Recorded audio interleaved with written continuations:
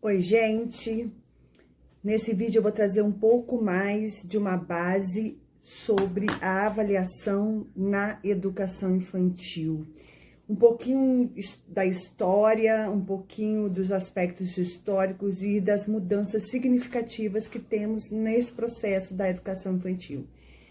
Se nós formos pensar, até pouco tempo atrás, nós estávamos como base usando aí o RECNEI, né, o Referencial Curricular Nacional da Educação Infantil.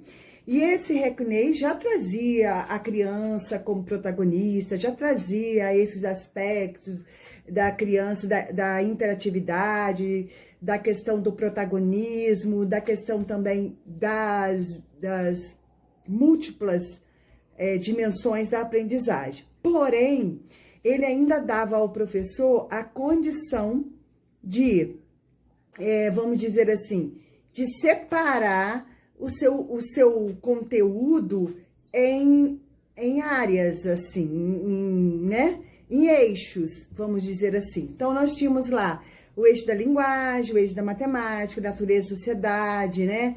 E assim por diante. O que acontece? Quando a BNCC foi implantada, que agora nós estamos usando a base como base da formação do nosso currículo, ela traz uma coisa bem clara para todos nós. Ela traz o direito de aprendizagem. O direito de aprendizagem são 6 direitos de aprendizagem que precisam ser garantidos. Quando a gente fala em direitos de aprendizagem, a gente usa palavras, por exemplo, brincar, explorar, expressar, conviver, né, participar e conhecer-se. Ele traz palavras, né? Ele traz verbo, ação daquilo que deve ser feito com a criança dentro da proposta pedagógica. E junto com ele vem 5 campos de experiência que se misturaram, né? Há campos, é claro, que está mais voltado para o lado da matemática, o outro para o lado da linguagem, o outro mais para a natureza, mas isso não quer dizer que eles vão ser trabalhados separadamente. Bom, como o nosso assunto é a avaliação, o que isso tem a ver com a avaliação? Eu quero falar com vocês de 3 aspectos importantes que vocês precisam levar em consideração ao avaliar, vamos lá, os seus alunos na educação infantil. E a avaliação vai ser um dos aspectos mais importantes que vocês vão precisar saber fazer para não cometer injustiça, para não ser, para não punir por situações que possa vir a acontecer e para não classificar ou rotular alguma criança ou as crianças, assim seja. Então, o que eu quero trazer para vocês? O primeiro aspecto é, mesmo que vocês tenham em mente que vocês precisam avaliar as habilidades das crianças, habilidade motora, habilidade cognitiva, habilidade social, aí envolve N atividades que vocês sabem, né?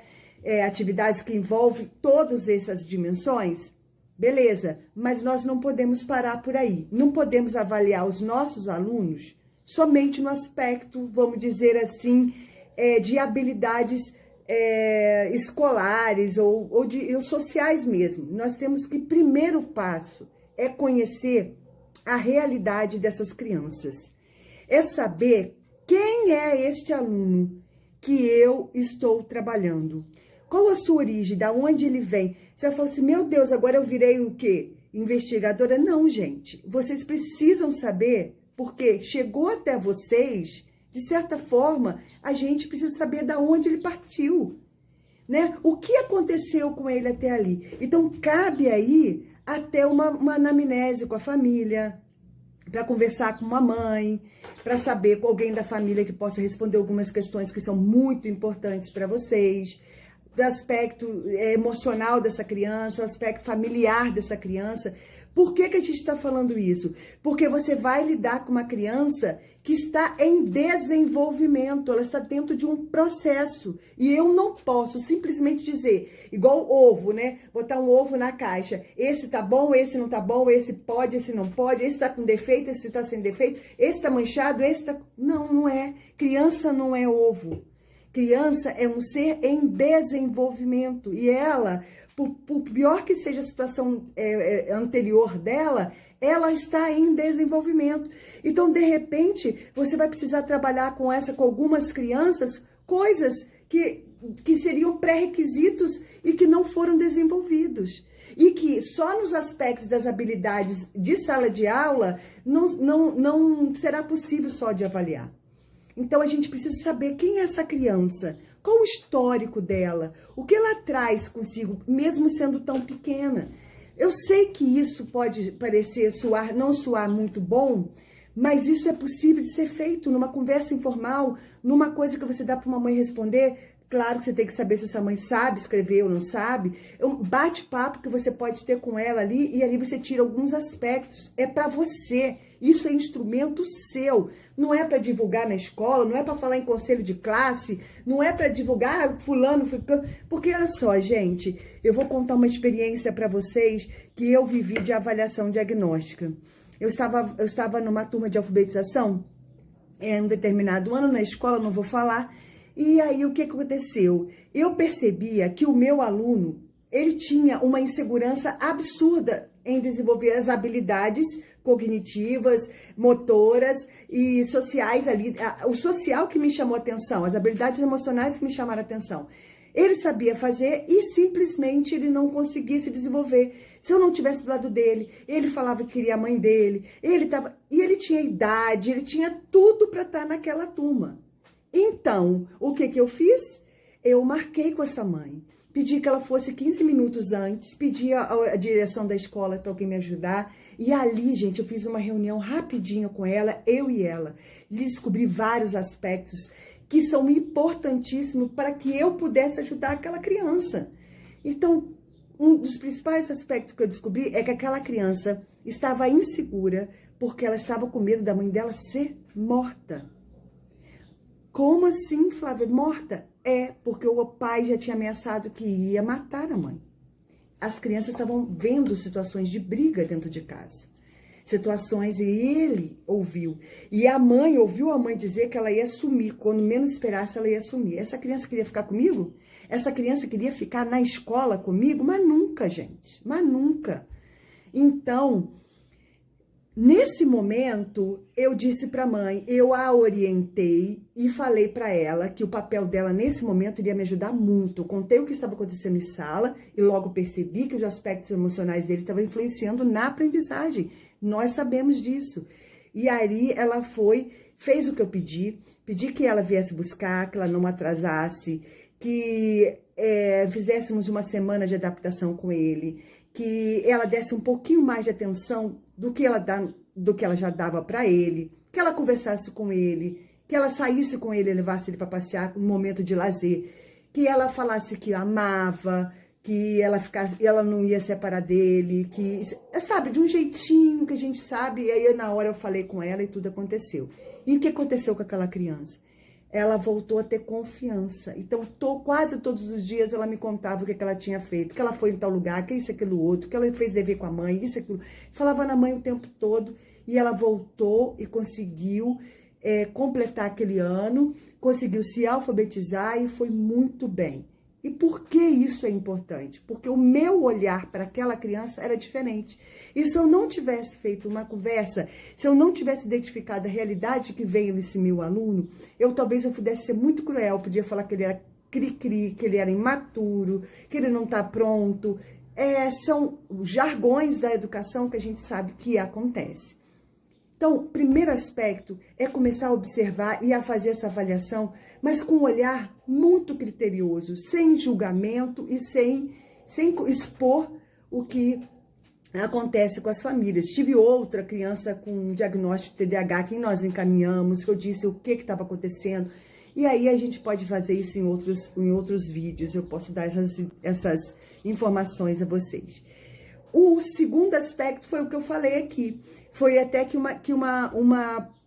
foi a Dani, se eu não me engano, na caixinha de resposta me deu sobre a questão das habilidades motora, cognitivas e tudo isso, que ela colocou muito bem, que nós temos que fazer. Mas, para isso, professoras, nós precisamos saber quais são as habilidades que precisam ser desenvolvidas em cada ano escolar, em cada período lá da educação infantil ou durante todo o processo. Você que está na educação infantil, preste muita atenção. Você talvez não comece, talvez você comece o trabalho com seus alunos, mas você não feche esse trabalho com seus alunos. Talvez você esteja lá no segundo período, você está dando continuidade, lá criança de 4 anos, continuidade no que você recebeu do primeiro período de 3 anos e do que você vai contribuir para os 5 anos. Então, é um bloco de 0 a 5 anos, nós temos que pensar nisso, no desenvolvimento numa forma de bloco contínuo, sem classificação e sem interrupção e sem muito menos dizer esse pode, esse não pode. E se eu acreditar que ele pode, eu identifico, eu uso essas atividades que está colocada aqui com essas habilidades para perceber se ele tem pré-requisito, né? Se os pré-requisitos deles estão de acordo com a idade dele e se não estão, eu preciso repensar no meu planejamento. Então, nós temos também que identificar as causas, é o terceiro aspecto, a causa das dificuldades dessa criança. O que está causando essa dificuldade? Será que é só realmente o meio social? Será que é alguma insegurança, alguma coisa emocional? Ou ela precisa de algo a mais? Mas para isso nós temos que ter o olhar na criança como um todo. Não simplesmente dizer, ele é muito agitado. Agora vem cá, vou fazer um outro parênteses aqui com vocês. Eu, como trabalho com clínica, eu também recebo pedidos de mães para avaliar a criança de 3, 4 anos, porque é muito agitada, ela não para no lugar um minuto. Eu falei, gente, desde quando criança pequena não é agitada? Se uma criança pequena não ficar agitada, ficar muito quieta, pode investigar. Mas, Flávia, mas tem umas que são demais. Calma. Tudo tem um contexto, nós precisamos entender o porquê dessa agitação. Agora, se ao trabalhar com essa criança, se ao desenvolver, se ao propor atividade dinâmica, plural, né, não de um único tipo de atividade, uma única proposta de atividade para desenvolver as habilidades, aquelas tais que você colocou como objetivo, se você faz isso de uma forma consistente, de uma forma bem mais vamos dizer assim, sistematizada, pensando que você está avaliando, reavaliando, ou seja, ampliando a capacidade de aprendizagem daquela criança, pensando nos aspectos, no conteúdo que você vai ter que desenvolver com essa criança de uma forma em espiral, aquele que você começa, vai abrindo e retoma, você vai perceber se ele está tendo avanço ou não. Se os avanços não acontecerem, com todos os estímulos que eles tiverem, aí sim cabe uma investigação. Mas não apenas com um único olhar numa única direção. Tudo isso que eu estou falando da avaliação da educação infantil é para a gente perceber que nós não podemos ficar presos somente naquilo que a criança responde. Ela sabe o alfabeto, ela sabe números, ela sabe contar até 10, ela conhece as letras em qualquer lugar, ela sabe diferenciar letras de números, de símbolos, tá? Esse é um aspecto, mas nós temos que ver os outros aspectos. Como ela se relaciona? Como ela trabalha com o outro? Lembra dos direitos de aprendizagem? Como é a participação dela? Será que é uma criança que participa bem ou ela fica sempre quieta, calada, isolada, não interage? Tudo tem que ter aspecto de avaliação, tá? Isso tudo, gente, serve de material para nós, professores, para quê? Tudo serve para quê? Para que possamos rever as nossas ações pedagógicas, para que a gente possa perceber se nós estamos atingindo os objetivos ou o alvo ou não.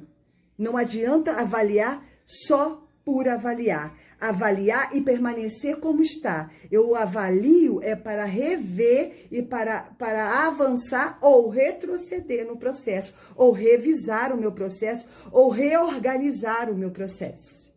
Tá bom? Espero ter ajudado vocês e até a próxima.